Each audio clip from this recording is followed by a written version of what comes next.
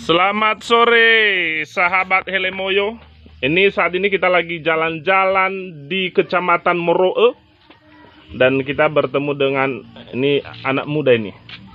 Anak muda yang menjadi inspirasi. Ini anak muda ini sehari-hari dia melayani sebagai pendeta di sini di Moroe ini. Satu hal yang menarik yang perlu kami sampaikan bahwa Nias dan mungkin juga sebagian besar wilayah Indonesia sudah mengalami bencana yang namanya virus ASF. Sehingga ini kandang babi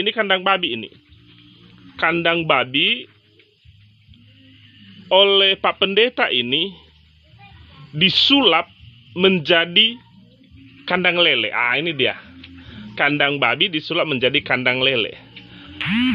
Kenapa? Karena kandang babi atau babi-babi sudah tidak ada lagi dan sangat susah untuk mencari. Nah, Pak Pendeta ini memberikan inspirasi kepada masyarakat dan juga jemaat bahwa jangan putus asa. Jangan putus asa bahwa kalaupun babi mungkin saat ini tidak ada atau susah, tapi ini masih bisa dimanfaatkan. Artinya kandang-kandang jangan dibuat menganggur. Nah, ini di sini oleh Pak Pendeta ini sudah disulap menjadi kandang lele. Ini ada lele. Ini lele, ini lelenya Pak Pendeta. Dan sehari-hari Pak Pendeta ini sibuk memberikan makanan lele. Dan ini yang sudah kosong ini dulu kolam ikan gabus atau kolam haruti dalam bahasa Nias. Yang menarik, Pak Pendeta ini sudah membudidayakan haruti, tapi ini sudah habis, sudah dibeli orang ikan gabus dengan pakai pakan ikan lele, pakan pelet. Ini yang sudah kosong, ini sudah diborong mungkin di acara tahun baru kemarin, dan ini yang baru. Nah, untuk lebih mengenal ini sosok Pak Pendeta Wa'azaro Gule. Pak Pendeta, apa yang menjadi motivasi Bapak sehingga Bapak tertarik dengan lele ini? Yang pertama dulu, melihat kondisi Nias yang kadang menjadi satu alasan bagi masyarakat bahwa dia tidak mempunyai lahan untuk bisa mendapatkan sesuap nasi. Alasan pertamanya karena virus ASF telah melanda Nias. Maka di sini saya menjawab bahwa tidak selamanya babi bisa menjadi kekuatan ekonomi sepenuhnya. Sebab itu ya, dengan pengetahuan ala kadarnya saya menyulap kandang babi ini menjadi tempat ikan lele. Dan ini hasilnya. Saya menyarankan kepada pemirsa semua, segala sesuatu kita bisa menjadikannya sebagai sumber dalam pencaharian. Terima kasih. Ini Pak Pendeta ini sudah sebelum terjun untuk memelihara ikan lele ini, apakah ada pengalaman sebelumnya memelihara ikan? Tidak, saya tidak ada pengalaman terkhusus untuk ikan lele. Saya cuma punya pengalaman untuk ikan mas. Saya pernah merawat hingga 2 tahun. Namun melihat kondisi geografis yang tidak memungkinkan, makanya saya tidak beralih ke sana. Karena di mana ikan emas dia itu memiliki keinginan air yang terus mengalir. Oh, itu ya. Sementara di tempat ini itu volume air itu tidak memungkinkan untuk hal itu. Oke, jadi Pak Pendeta baru memulai ya? Saya baru memulai dan ini sudah ketiga kali untuk panen.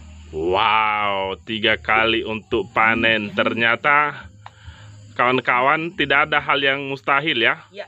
Walaupun baru memulai ini sudah 3 kali panen. Ngomong-ngomong Pak Pendeta, itu kira-kira keuntungannya bagaimana? Apa menjanjikan atau bagaimana? Bagi kita yang bisa menekuninya maka bisa menjanjikan. Wow. Katakan bisa mendapatkan puluhan juta. Luar biasa ya. Juta ketika kita bisa menekuni. Dan saya sudah membuktikan hal itu. Ini ngomong-ngomong Pak Pendeta kan tinggal di tengah-tengah jemaat. Ya. kira-kira bagaimana antusias jemaat melihat usaha yang saat ini Pak Pendeta tekuni ini? Ketika saya memulai hal ini, mereka bertanya untuk apa. Tetapi setelah mereka melihat, kita sekarang di sekitaran jemaat ini kita sudah buat kelompok, dan rata-rata setiap keluarga setidaknya ada satu kolam setidaknya. Dan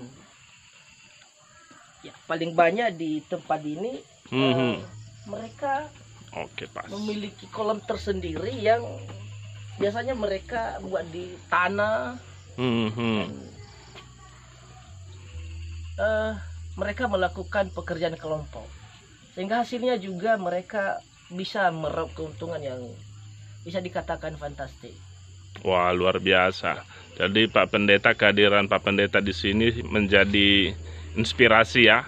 Amin. Inspirasi bagi jemaat, bagi masyarakat di sekitar. Nah teman-teman, ini Pak Pendeta telah memberikan teladan, telah mencoba bahwa kandang babi jangan dianggurin begitu saja. Bisa disulap dengan cara yang sederhana. Ini kita lihat sendiri nih, ada terpal-terpal ya, hanya dengan dikasih bingkai-bingkai kayu-kayu kecil. Apalagi juga kalau ada terpal yang agak besar, bisa langsung sisi-sisi kandang itu bisa menjadi penyangga daripada kolam ini. Dan akhirnya jadi deh.